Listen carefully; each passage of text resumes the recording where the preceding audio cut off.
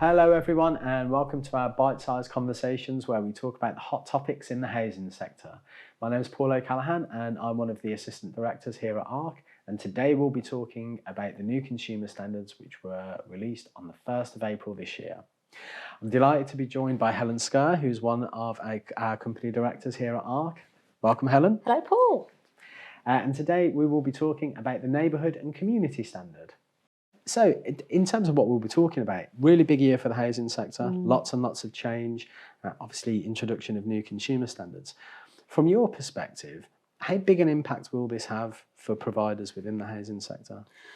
So I think, Paul, it's a really interesting time for the sector. I was recently speaking to a board and I put a photograph up of this very stormy sea and a boat in the middle of the sea. And for me, it just illustrated the sort of the challenges and the changes that are impacting on the sector. And I think, you know, the introduction of the new standards, while some organisation will find them particularly helpful in terms of improving their performance, I think others are finding it quite daunting, just at the sheer volume of regulatory change, really. That coupled with the Ombudsman's new code. It will give a framework for organisations to work within. I think it will help us to be able to understand and benchmark performance, probably more easy than we have been able to do in recent times, but lots of challenges for organisations. Absolutely. And a really, really difficult operating environment outside of the standards as well. Absolutely. I mean, you touched on the Housing Ombudsman there, and when I was talking to Nick about one of the other standards earlier, we were talking about, you know, the economic pressures around sort of repairs and maintenance, asset management, rising customer expectation, staff shortages, capacities. The perfect storm analogy is perfect, I would say, I think, for the sector.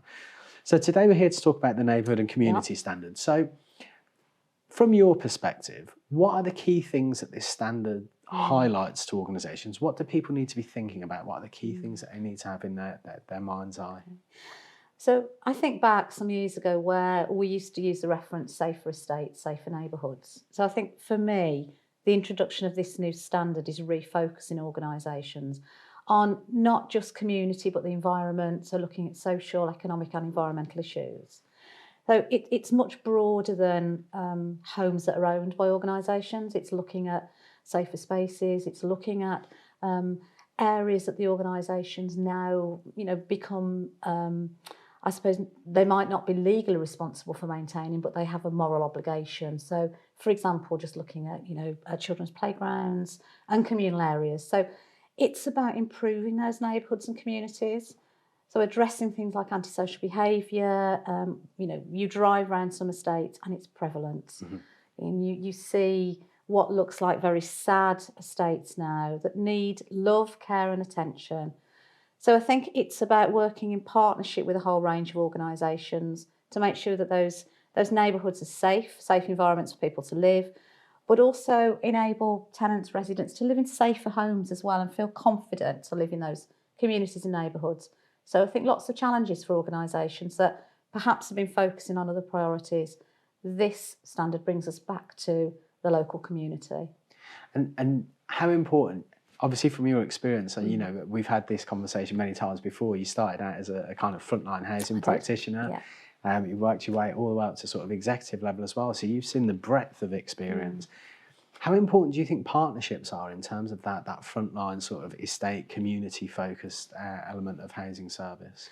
I think partnerships are absolutely critical. It's about having the ability to work collectively and collaboratively with, you know, for example, local police. So when you're tackling whether that's hate crime, antisocial behaviour, domestic violence, for one example, or another example, it brings together professionals who have different skills and experiences to support those families and individuals. You know, you talked in earlier conversations about sort of the allocations policies. We all know if you're going to view a property that is going to be your home, you want to live somewhere that is safe, looks nice, your children can go out and play and feel safe. And I do believe we lost sight of that. And for lots of reasons, you know, organisations have had to invest a lot of money in their stock. You know, we know conditions fell. So where do you target time and capacity and resource? So this now gives a framework for organisations to rethink the community and how they can work with partners to address some of these key issues. It's really interesting, isn't it? Because I think what you've brought in there is the question around demand, and we are leaning a little bit back there into the tenancy standard, but I do think that the tenancy standard and the neighbourhood and community standard are intrinsically linked in terms of what their purpose is. When you think about if you go to buy a home, you would go and view the property in the morning, you'd go and view the property in the afternoon, you'd view it at night, you'd view it at the weekend, and you'd make sure the area was right for you. Yeah. But of course, because there is such a short supply of social housing within the country, actually that demand-led means that kind of choice element almost has gone, and the ability for people to find the right neighbourhood for them, the right community, the right home. And organisations also have to battle with that as well in terms of, reducing the numbers of people that are on waiting lists and working with those partner agencies. So there was something else that you mentioned there, which I think I was really, really pleased that it was so prevalent in this standard, which was around domestic abuse. And I think we've seen the sector start to stand up and take notice of this, probably more so over the last decade. What are your thoughts on that? Is there quite a way for us to go in terms of how we identify and intervene and manage and tackle domestic abuse? Or do we think there's some elements of best practice out there that we can kind of lean on? So I think there are some really good practice examples out in the sector where organisations go beyond and above and beyond the requirements to support victims of domestic abuse, domestic violence. But I also think generally it's about listening. And I do think there are still examples out there where people report domestic abuse and are not heard. So for me, it's about having some very clear policies and procedures and working practices. But I also think it's about staff training.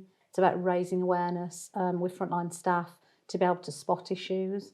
And, when I talk about frontline staff, I'm not just talking about housing officers or neighbourhood officers.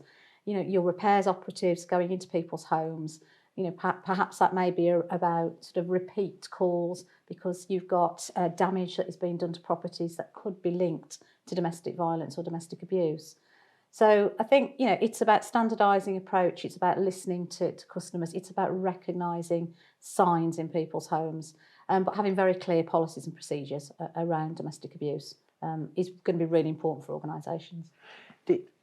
Particularly around sort of antisocial behaviour, domestic abuse, some of the estates and open spaces that you mentioned there. Do you think there's a differential between organisations that have sort of high stock density within built-up urban areas, lots of tower blocks, sort of major cities, major urban centres, versus some of the more dispersed stock? Do you think there's a differential there, and the pressure might be greater on those going forward? Yeah, I think that's a really interesting question. We work both in a city and we also work with rural communities, and I think probably recent examples we've seen of in a city with multiple high-rise blocks. It's about issues around rubbish collection, uncared for communal areas, issues around grounds maintenance contracts not being monitored, and that all impacts on that environment. I think more rural, they're probably less prevalent. It is around inner city. I think with rural areas, what you've got is possibly a lack of services. So you're then looking at partners to support and deliver some of those services using local labour, local suppliers, local businesses. So I think there is a difference, but probably similar issues. And of course, we'll link nicely to the TSMs because there are perception questions around your kind of neighbourhood and the area that you live in as well. So it'll be really good to see by raising standards there, we have an impact on how customers in the sector start to see this as well. But at least we've got that measure which will help. Yeah, absolutely. And with the tenant satisfaction measures, organisations will have a really good baseline, I think, to work from. So understanding what customers' views are around that environment, that community, how they can work in partnership to deliver and improve some of those services. But also it's about, designing support mechanisms and services that tenants and residents want. So they will get a lot of rich information from the TSMs, how that is then taken forward around improvements. So again, listening to tenants' voice, making sure they act upon tenants' voice and actually delivering those service improvements will be key. Absolutely. So in terms of the expertise that we have here at ARK, huge expertise in the space around sort of asset management, development. What a lot of people won't know is the depth of expertise that we have in relation to housing management services and the functions that exist there. Can you tell us a bit more about how ARK might be able to support organisations, particularly in becoming compliant with this standard, but also going beyond compliance in the future? ARK has a range of different skill sets within the organisation. We have 60, 70 professionals, the majority of whom will have operated at practitioner level. I myself started as a housing officer in the sector. A lot of my colleagues have worked their way through organisations, so they have a really good understanding. So we can provide support with service reviews. We do a number of service reviews. We can help with mock inspections, so organisations can start to judge where they're at against the standards. We can help organisations to design and deliver improvement plans, and we can write policies and procedures. But we can also provide interim support. You know, a number of our colleagues will go into organisations for a period of time. They will be helping organisations understand where they're at, but also around reorganisation and restructuring. You know, we're now seeing organisations revisit patch sizes, for example. We moved traditionally from smaller patch sizes to sort of 1,500 as an example. Organisations are restructuring and recognising now that's just too many. You can't support that many tenants with one officer. So helping reorganisations restructures, but with a focus on the customer. And also from a governance perspective, we do a lot of work with boards. I referenced that earlier. Yeah. So working with boards to help them understand what questions they should be asking, what level of assurance they should be ensuring that they receive as a board, and also how tenants can support that through different tenant involvement and engagement structures. I think there's something that you touched on there which I think is really important. It's something that I noticed pretty much as soon as I walked through the door at ARK, and you mentioned the word practitioner. It was the number of our associates and our internal staff that were chartered members of the CIH. Obviously caught up with Nick earlier, chartered member of the CIH. I'm a chartered member of the CIH. You're a fellow of the CIH. You know, we have that depth of knowledge and that practitioner status behind us. But more importantly, it's the depth of people that we have and the amount of support that we can offer. And I think when you mention the interim market, there's a real demand for that now, isn't there? Yes, I think, you know, particularly around the practitioner element, but also around the kind of extra pair of hands to get across the multiple plates that are spinning in organisations. So I think there's a whole range of ways that we can get involved. One of the other things that I'd spoken to you about before was a lot of the work that you did around culture. And it's just how important culture is, particularly in this standard around neighbourhoods and communities, but customer first, and remembering that we all exist in a sector where we need to place the customer first. Is there anything how important do you think the culture of an organisation is? Yeah, I mean, I think culture is a theme that runs throughout all of the consumer standards, because fundamentally it's about behaviours. And we are now seeing organisations wanting to understand more about their baseline culture, how the culture is impacting on how organisations and the people that work with them support tenants and residents. So the culture is absolutely paramount, culture and behaviours. We are seeing much more of a focus now towards, again, tenant inclusion, tenant voice, listening, helping tenants to design services going forward. So that's about people in organisations feeling empowered to work alongside residents that can help them shape services. And it comes down to behaviours. Behaviours are fundamentally critical. If you've got officers that are behaving badly, who are not supporting tenants and residents, then you're not going to achieve the standards. And actually you've got to then question whether they're the right role models with the right skills to be in that organisation.